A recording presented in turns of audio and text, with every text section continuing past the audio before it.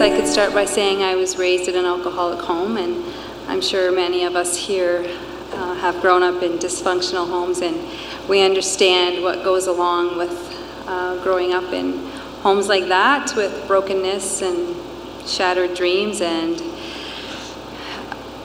all the violence and abuse that goes along with. When you grow up in an alcoholic home, one of the things that alcoholics tend to do is move a lot. There's this thing that we call in AA called the geographic cure, and folks would think that if they move, things will be better, things will be different. And so by the time I received my little red Bible, I brought it with me, I had probably been to about half a dozen public schools. By the time I finished grade 8, I probably went to about 11 schools. So it was very hard for me to feel that I would fit in. I had trouble with feeling secure and stable. By the time I was 12 years old, I left my mom and my uncle's home. There was so much abuse and violence going on. So I called my father, who was a stranger. I grew up in Windsor, and he lived in St. Thomas area. And it was 1 o'clock in the morning, and he came and he got me and brought me back to his home. He was married to a lady, and I lived with him for 3 years. During that 3 years, I basically jumped from the fire into the frying pan, because I came to understand that my father was also an alcoholic. And I felt very abandoned there and neglected as well. By the time I was 15 years old, my father and his wife had actually moved out on me. They decided to move, but they didn't tell me. I was away camping on a weekend trip and came home to an empty house, except for my belongings, which were still in my room. So I gathered my things and was angry at God, and I thought, you don't care about me, and how could you let me be raised by these people? And my 16th birthday, I dropped out of school and got a job at the local factory. With living with this young man, and his drinking and drug abuse escalated, things got very bad, but I still, being the determined person that I was, felt that this is the person that I would spend the rest of my life with, and he would change. So I spent 7 years with him in a very abusive relationship. We had a little boy, Ryan, and things did change. They got 10 times worse.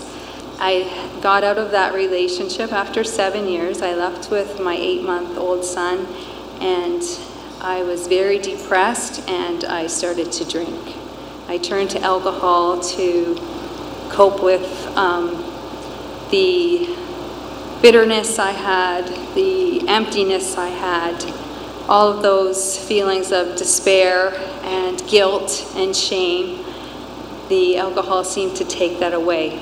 As a little girl, I had all these dreams and aspirations. I wanted to go to university. I wanted to become a teacher or a lawyer. I wanted to be somebody, and I wanted to get married and have children. But as my life was surrounded by darkness, and as it got thicker and thicker, my moral standards dropped, and in desperation I chose to live a way that I never thought I would. While I was living with this man, one night he was working, and Ryan was probably about 2 years old. He was sleeping, and I was feeling all my guilt and shame, like I often did, and there wasn't any booze in the house, but he always had a supply of pot here and there, so it wasn't the drug of my choice, but I knew it would work. So I sought it out, and I got high, and I started to get very paranoid, and so I laid down on my bed, and I just wanted to escape from myself, but as I lie there, I started to feel very paranoid and like I couldn't get off the bed. And I started to think that there was a battle going on for my soul. And I cried out, "No, God, don't let him take my soul." And I envisioned my son waking up and finding a dead mom. And I knew I had to find this Bible. And I still had it. And I had probably moved about 30 times. I was about 23 years old. And I had moved more times than my years. But the Bible came with me. It was probably within the year that I came to a point in my life where I knew alcohol was the problem. And again, I cried out, "God, help me." And he put a sane thought in my head. And I got the phone book out and I called and found myself at my first AA meeting. And I was 25 years old. And I just praise God that I got there that soon. And I owe it all to the Gideons, because had I not had that Bible, it wouldn't have led me to that understanding that drunkenness was a sin. I had no idea. I had seen it my whole life.